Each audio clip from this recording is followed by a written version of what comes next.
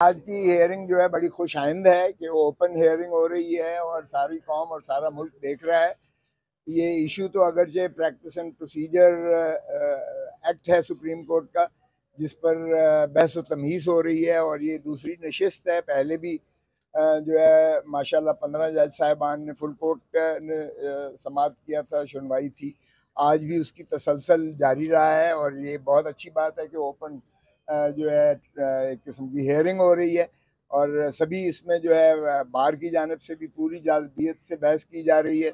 जज साहबान भी अपने अपने नुक्ता नज़र से अपने इस्तफसार कर रहे हैं, सवालात कर रहे हैं और हमें तवक्को है कि आइन की बालादस्ती को मुसल्लम करते हुए फैसला जो है सुप्रीम कोर्ट इंशाल्लाह सही समत में होगा, उम्मीद है।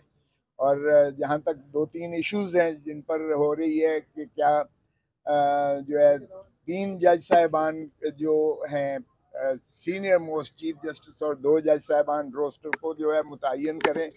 या जैसे कि पहले था कि चीफ जस्टिस साहब ही बेंच बनाते थे और उन्हीं का अख्तियार था। तो इसमें बार को तो मेरे ख्याल में कोई ऐसा वो नहीं है कि चीफ जस्टिस साहब करें, यूनिफाइड कमांड हो, शामिल हो। बार का सच्ची बात है कि हमारा इसमें कोई ऐसा मसाला नहीं है, भले 3 जज साहिबान करें या चीफ जस्टिस साहब करें। ये इतना ज़्यादा मुतनाज़ बात नहीं है। अगरचे 1980 से जो रूल्स थे वो भी आर्टिकल 191 के तहत ही बनाए गए, जिनमें चीफ जस्टिस को बाकी सारे जज साहिबान ने बैठ के एक जो है रूल्स बनाए थे और ये भी आइनी इख्तियारात को इस्तेमाल करते हुए तमाम जज साहिबान ने इसको बनाया था। और मुनासिब तो ये होता है कि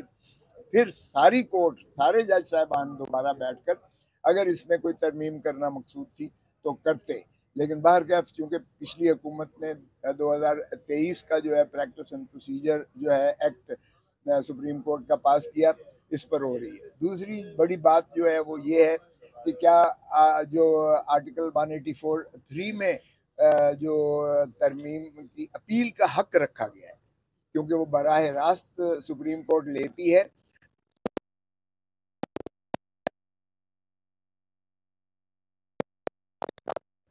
जो आइन के तहत है। अब इसमें डिबेट ये वाकई एक संजीदा मसला है कि क्या एक सबॉर्डिनेट लेजिस्लेशन एक्ट जो होता है सबॉर्डिनेट लेजिस्लेशन है, तो क्या सबॉर्डिनेट लेजिस्लेशन के ज़रिए अपील का हक जो है आर्टिकल 184(3) में दिया जा सकता है। कुछ जो हमारे वकला हैं और यूरिस्ट हैं, बल्कि ज़्यादा वकला का राय ये है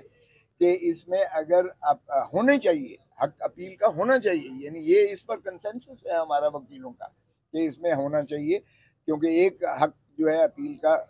हर कानून के तहत हर वो जो है फेडरल शरीयत कोर्ट ने भी कहा कि अपील का हक होना चाहिए। लेकिन क्या सवाल ये पैदा होता है कि क्या आर्टिकल 184(3) में आर्टिकल 184(4) एक शिक रखी जाती जिसमें आइन में तरमीम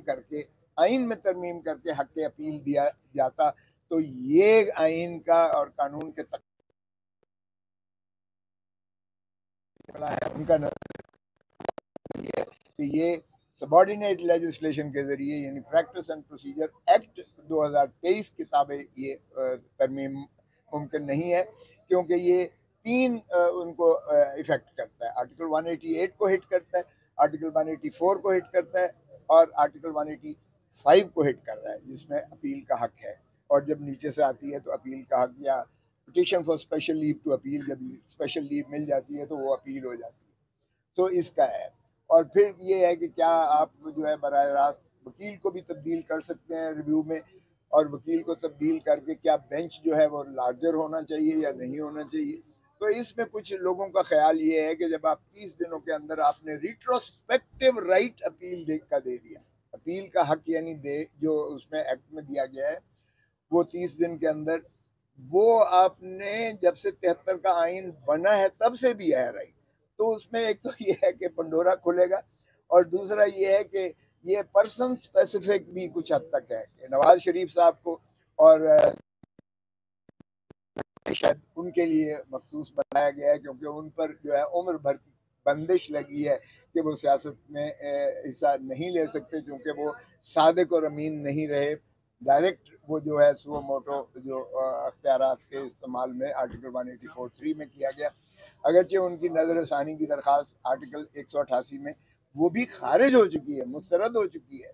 तो पास्ट एंड क्लोज ट्रांजैक्शन है, लेकिन आपने इसको रिट्रोस्पेक्टिव इफेक्ट देकर 1973 से इसको इफेक्ट देकर और फिर उनको जो है 30 दिन के म्याद देकर अपील का हक रखा है। तो कुछ ख्याल ये भी उसमें शायद अब मिल रहा है, बन रहा है, और कुछ वकला का ये ख्याल है कि ये पर्सन स्पेसिफिक है मोहतरम नवाज शरीफ साहब के लिए और मोहतरम तरीन साहब के लिए। तो देखें